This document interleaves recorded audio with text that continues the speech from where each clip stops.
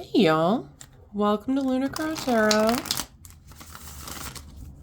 Today's message is for Taurus, Sun, Moon, and Rising signs, and it is for the March full moon. Full moon this March is on the 3rd, so just right around the corner, y'all. But full moons are a great time for, taking that time to assess kind of what's working, what isn't, what are the things that I can let go of. Okay, just what are the things can we be finished with, right? All right, we're going to start off with an oracle card just to see kind of what energy is coming out for us. And we get Nemesis, she who avenges, revenge, outcomes, justice. All right, are y'all seeking out revenge? I know some of y'all, it's that stubborn streak in a Taurus. Some of y'all can hold your grudges, right? All right, y'all, let's hop into these cards. Let's see what's going on here.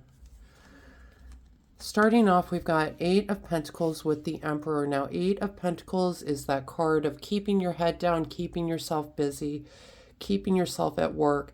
The Emperor, when he shows up in a reading, it's often a representation of the self, okay?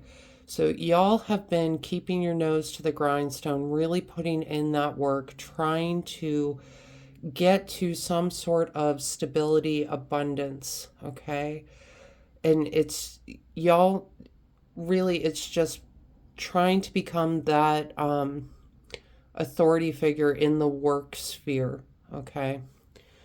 We do have quite a few pentacles in this reading, so I feel like some of you really are focusing on creating that long-term stability, abundance, right? We've got Knight of Pentacles with the Empress. Knights can represent someone encouraging us to take some sort of action in our lives. Could be a Taurus, Virgo, Capricorn, okay? The sense that I'm getting, Taurus, though, I really truly feel this is you're trying to move towards this Empress energy, right? This energy of beauty, of love, of abundance. It can be a card of motherhood, but you're trying to build this big bright future, okay?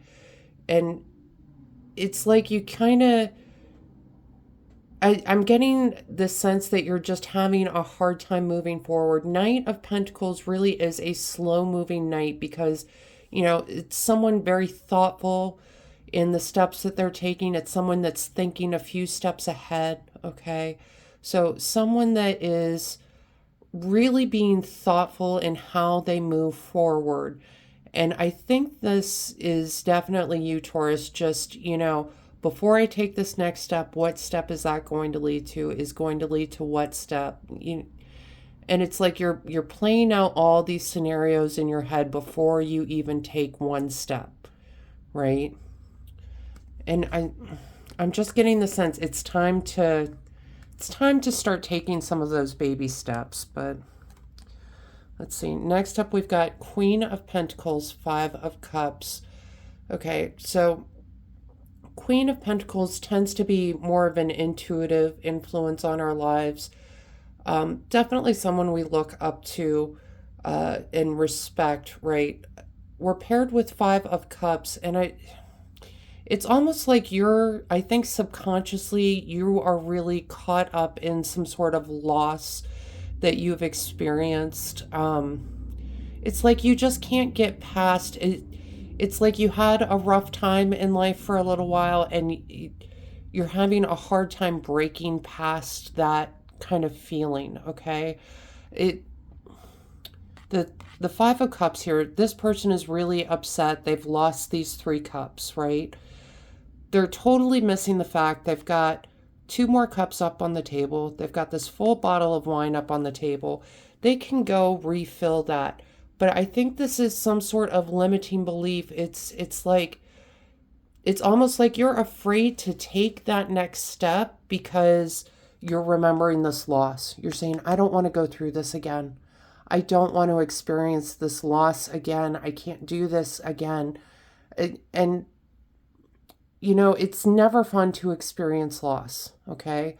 I'm right there with you, Taurus. It's never fun to experience any sort of loss or regret or any of this thing. But this right here is a limiting belief because you have the resources to fix this, okay? It's very much an all is not lost moment for you, okay? But you are holding yourself back in this kind of stuck phase. We talked a little bit with this Knight of Pentacles, moving so slowly, afraid to take that step towards that wonderful Empress energy. And now I'm kind of seeing, you're afraid of experiencing these losses again. This is why you don't want to take those next steps. Okay? All right. Now, next up, we have got the Fool card with the Queen of Cups. All right. So, Queens, that guiding influence on our lives. This time we've got Queen of Cups. So, could be Cancer, Scorpio, or Pisces. But Cups is that suit of love, relationships, friendships, family, emotions. And I love that we're paired with the Fool card here. The Fool card, that first card of the major arcana, the Fool is getting ready to take this wonderful leap of faith into a new journey. All right. And the Queen of Cups, she is such a wonderful card. Not only do I feel like she is really encouraging you to take this leap of faith, but it's like the Queen of Cups, her cup represents her heart. She is very selective about who she gives her heart to. And I do feel like this is someone, they are willing to give their heart to you. It's like they want to give their love and support to you during this new endeavor, okay? On this new journey. They are excited for you. They are encouraging you. Yes, go, take this leap. Start this new journey. Take a step towards that thing that you're trying to build. Do so without fear, okay? The Fool is not jumping into this full of fear, right? He is jumping into this with faith that it's going to work out. And that's what you need to hold on to right now, Taurus, okay? All right, and loving this for you all. You've got 10 of Pentacles with the Ace of Swords, okay? 10 of Pentacles, this is what you're after, Taurus.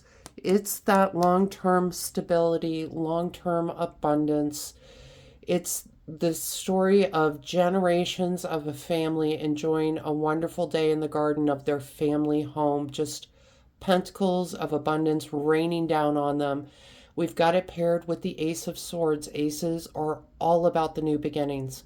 Okay, really ushering in a change in how you approach these situations, a change in your idea of how these situations are going to come to fruition. It's like you're finally letting go of this limiting belief, this fear of loss, and you're just plunging in, okay? And that's exciting, especially for a full moon reading. We talked a little bit about, what are some things that I need to let go of. That's what you need to let go of, is this limiting belief that it's always going to lead to loss. It's not, all right? It's just not, okay? So just wonderful energy coming in for you with this 10 of Pentacles, Ace of Swords, okay? We're going to talk bottom of the deck cards just real quick.